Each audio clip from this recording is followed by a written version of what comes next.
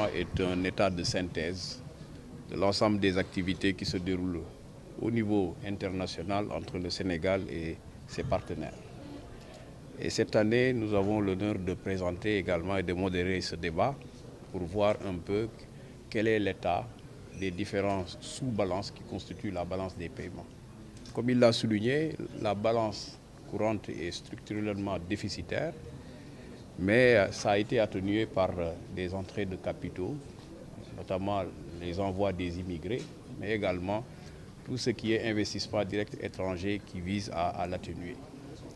Et cette balance également a permis de voir quelles sont les mesures qu'il faudrait prendre pour pouvoir atténuer en tout cas les chocs liés à la fragmentation géopolitique qu'on a connue depuis quelques années, depuis presque 2020. Et cette balance a montré effectivement que du point de vue des importations, nous importons beaucoup de céréales, notamment le riz, autour d'1,5 million de tonnes, mais également d'autres produits alimentaires qui continuent à peser sur cette balance, rendant quasiment la balance commerciale et globalement la balance courante déficitaire. Cependant, des mesures sont prises pour booster les exportations, qui ont amené ces exportations à couvrir les importations à hauteur de 55%.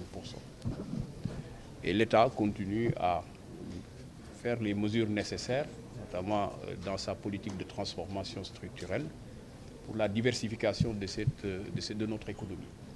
Et pour cela, comme on l'a vu, il y a des aménagements qui ont été faits au niveau de la vallée du fleuve pour augmenter la production de céréales, notamment du riz, pour au moins atténuer les importations.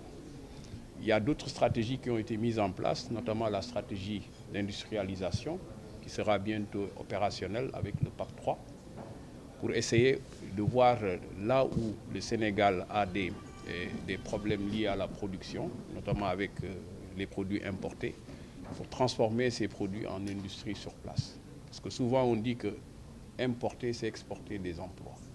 Et donc pour que ces emplois puissent rester, il faut produire au niveau national.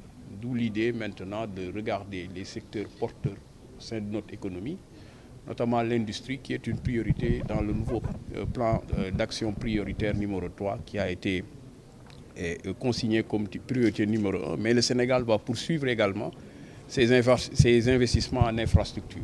Parce que tout cela doit être soutenu par des investissements internes qui permettent d'améliorer la productivité et par conséquent de pouvoir répondre à tous ces besoins-là.